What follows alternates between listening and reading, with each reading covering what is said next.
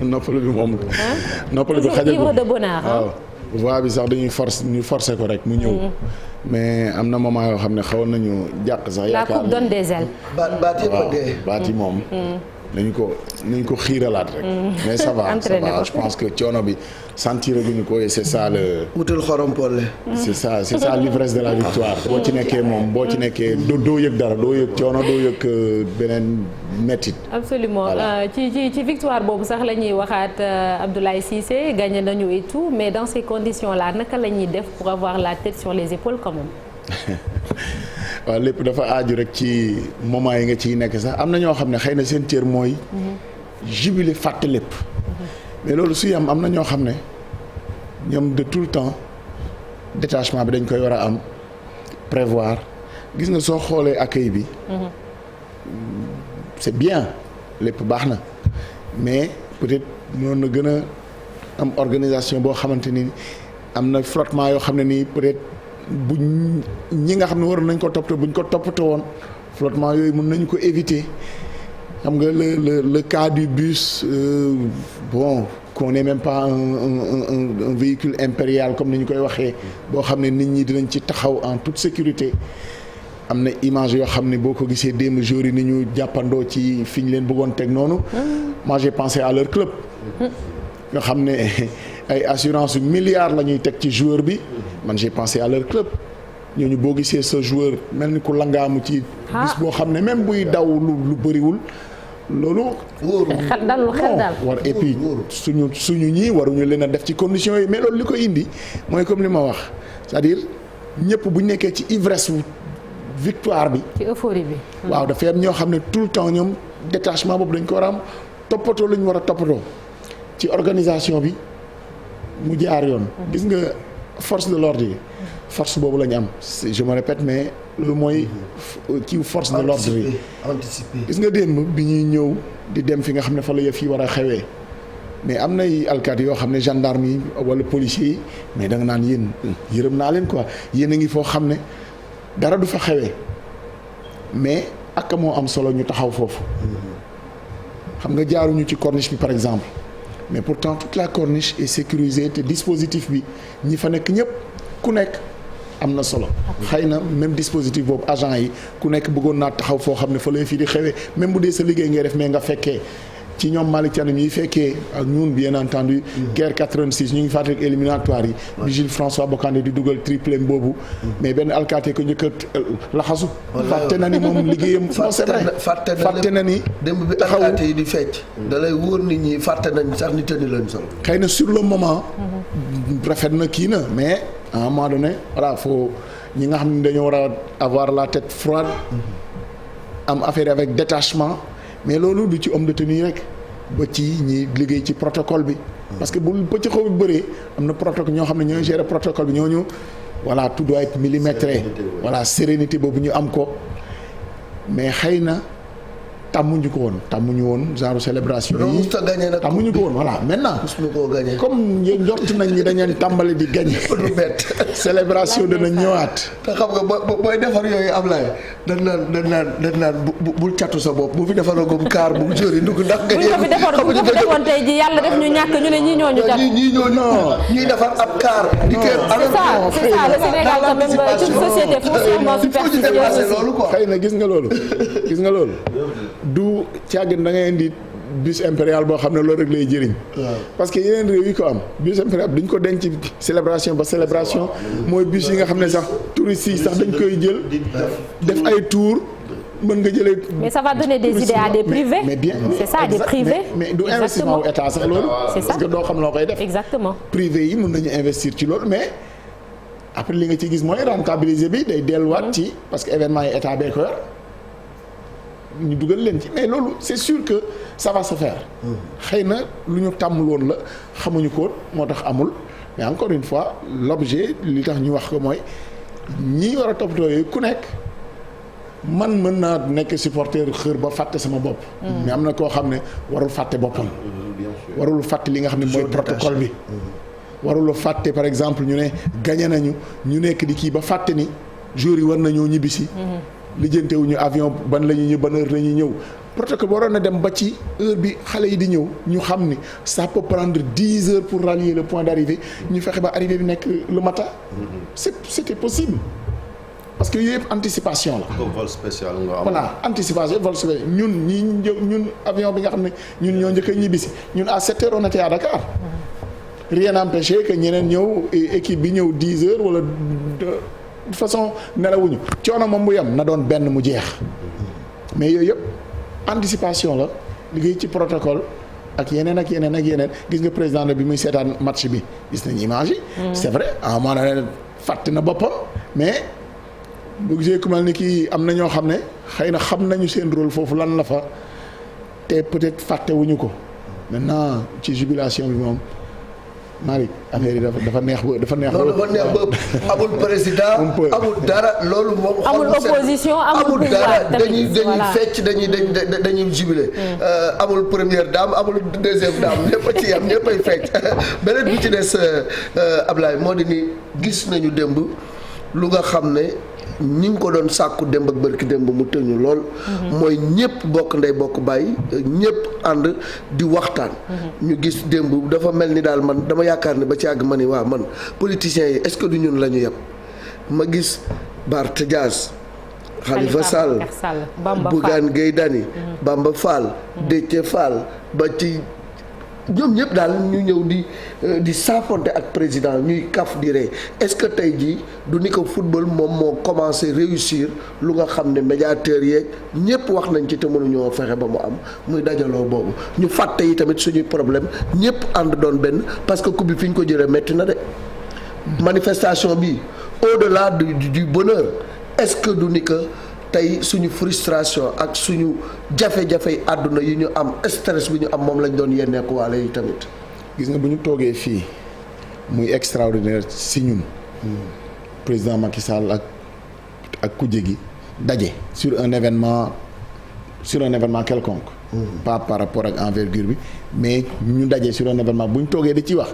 nga xam ni kon sori woon nañu quand même ci rancœur yeeg dëgër bi am ci dëkk bi. ci relations humaines parce que loolu ça devait être vraiment dans l'ordre normal des choses que ñuy daje ci ay événements leneen li tax c'est pas évident xoolal président Abdoulaye Wade ak Macky Sall 10 ans ñu nekk ko ci réew mi événement yu leen mën a boole yu leen mën a dajale am fi 10 ans ba lu ko ëpp dajewuñu gisewuñu Serigne Mountakha Mbacké yàlla na fi yàgg te wér moom moo réussir finalement ñu daje et malheureusement même cet essai-là ils ne l'ont pas transformé parce que keroog bi ñu dajee leneen lañ njortoon ci seen diggante pas ci seen diggante en tant que nit ak nit mais ci jëminu ak demalinu réew mi ñu am loo xam ne moom la ñu bokk président Macky Sall dafa wax bu rafet bu am solo en wolof en plus bu paree ñu ngemb vraiment c'est très bien waaw boobu moo xaw a yàq wax ji mais on va pas retenir ça on va retenir vraiment le positif bi nga xam ne nii wax na ko mu ne xam naa ni yéen sax su ngeen fi nekkoon ni ma def nii woo leen noonu ngeen di def c'est nit ku nekk da ngay am ci moom njort bu rafet gis nga boo toogee bay xalaatal nit di am ci moom njort bu ñaaw c'est-à-dire yaa ko laxasoo mais bu ñu amee ku nekk boo amee ci sa morom njort bu rafet rek danañ mën di finalement kuy gis lu bon ci nit daa fekk yow baaxagoo exactement wala mu nekk ci yow njort bu rafet boobu mu am ba tax mu sas ministre de l'intérieur am mu woote xam nga am na événement yi fi jaar ñun dañ daan toog naan lu tax opposition bi ñëwul waaw défilé 4 avril mës na fay am ñu naan dañ leen woo nañ leen wala woowuñu leen bu ñu demee ba débat di nekk ci fête célébration indépendance lu tax diw ñëwul mu naan woo nañ ko woowuñu ko wala mu naan non dañ maa waroon gën a teel a woo parce que c'est vrai 4 avril du comme lii xam nga lu nekk ni jond la. gars yi nañ changé 4 avril def ko 6 février lii. non waaw boobu nag. gaa yëpp ñu ngi gaa yëpp ñu ngi ci ginnaaw président ñoom Pape Diop ñoom ñëpp tout le monde ñoom Mayoro. fi nga génnee baaxul. image bi dafa rafet. mais lii en fait waru ñoo jaaxalte acteurs politiques yi ñi nga xam ne nii aussi par essence ñoom la ñu dénk yore ni réew mi waruñoo yóbbu jëmale réew mi foo xamante ni nii justement comme baat bi nga wax sànq. ngeem baak defante. yor réew dafa weesu wala boog xëccoo réew dafa weesu gasalante ay pax. te gasalante pax nag moo fi bari. dañu xeex ci idée. ba kii wuyu ji sax ma ngay xalaat noo wuyu bi est-ce que danaa ci gagné. léegi-léeg jiital réew mi rek. li ci réew mi di gagné. ci boo xamee ni woote nañu ñëpp dem ànd parce que image bi taaru réew mi la kenn moomu ko. te loolu moom mënoon naa woote ñu koy wuyu yi di am lu ñu ciy xalaat tout comme mënoon naa bañ a woote fekk nit ñi nga xam ne nii ñoom la war a woo seen yéene doonu loon dara lu dul bokk ci bés bi. bokk ci xew mi ñu xam ni nag ñëpp a ko moom te gis nga bu ñu tàmbalee di taxaw ci naan non kii dafa yàq parce que moo fi doon wax est-ce que xam nga ni victoire bii wala ndamul Aliou Cissé bi wala ndamul jour bu ci nekk ci ñoom xëy na am na ku ma sa critiquer critique bu sévère. boo xam ne liggéey na ci victoire bi loo xamante ne nii mais même Aliou Cissé wax na ko. critique yi moom jàppee na ko finalement loo xam ne. lu mu waroon jubbanti la. li mu ci waroon jàpp. donc da ngay jàpp ni amul kenn gëw ma ni am na kenn ci réew mi koo xam ne comme fait souvent baat yu yàqu yi ñuy wax. non boolewuñu xol amul kenn ci réew mi gëw ma ko koo xam ne dafa yéene woon équipe bi bañ a gagné. waaye lii tam taarix la Ablaye Cissé ku ci bokkul tamit amaana bu ëllëgee nga mere sa bopp tam de. mais lii bu la yóbbaalewul dara dootu la yóbbaale. lii ku mu feesul sa bët. ku mu doyul dara dootu la doy. on peut remettre même en cause waaw c'est vraiment bokk ci ñun quoi. sa patriotisme voilà. lii bu la doyul wala boo ci gisul sa bopp. dara dootu la doy maintenant dem ci sax ba takk ci ripp sax moo gën bañ cee bokk. xër ci comme. El Hadj Diouf mun nañ ko tooñ xam nga moom nangu na ndam li mais c'est très bien. mi ngi nii non image bi ngay gis nii. waaw mi ngi nii vraiment. mais c'est très bien ñu am genre yooyu. parce que wax nañ ko fii démb Cameroun am nañ Samuel Eto'o. moo gën a nekk star sax équipe ba yokk ci en tant que président de la fédération camerounaise de foot day am loo xamante c'est important ñu gis leen. c'est important ñu wane seen bopp c'est important ñu bokk ci. lii bu leen doyul mais dara dootu leen doy heureusement nag. ñun ci yoon woowu la ñu toll.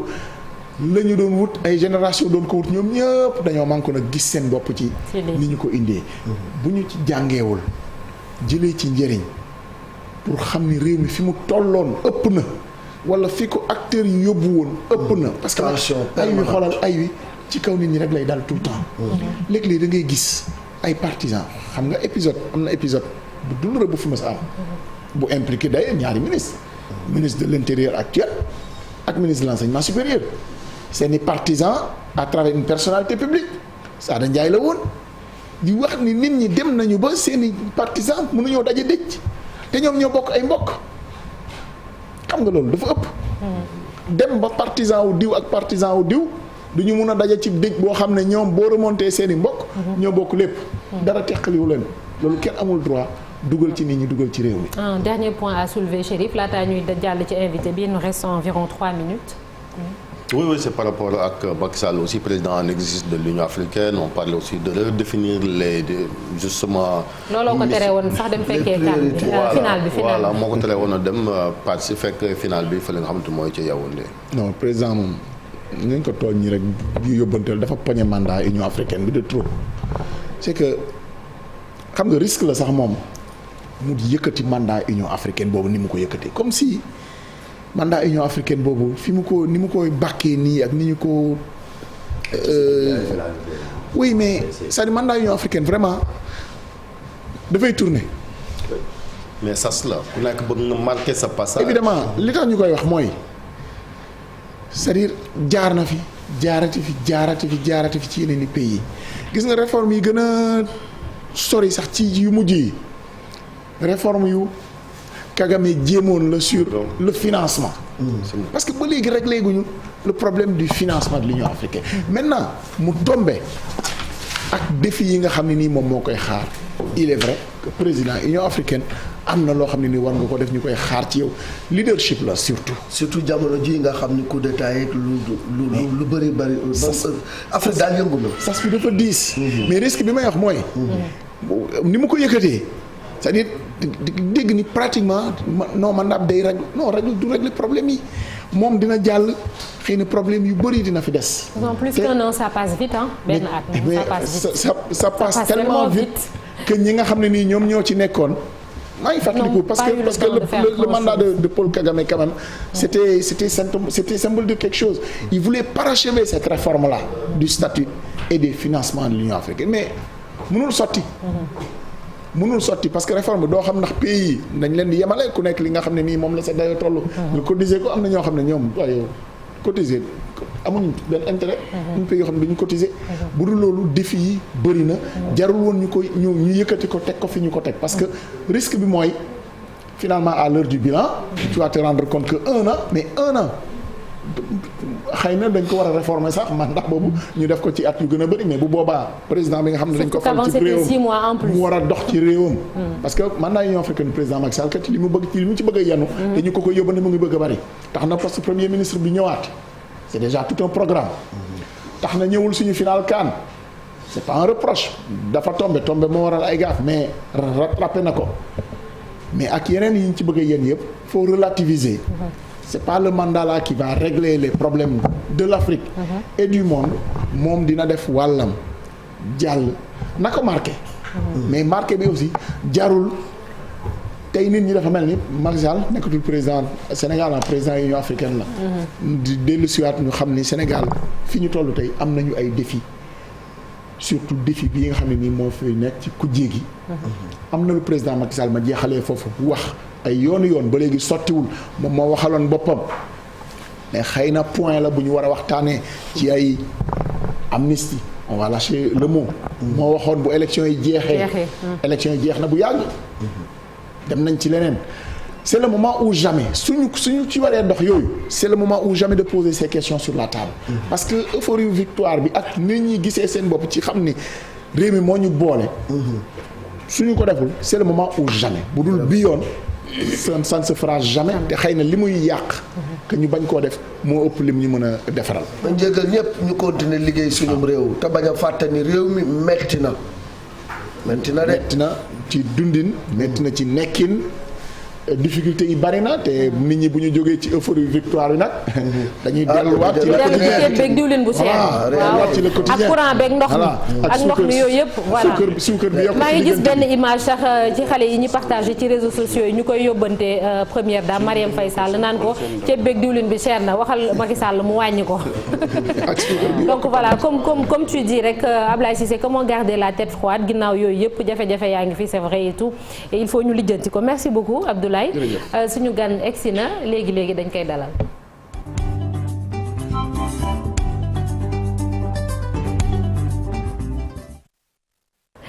suñu gan niñ leen ko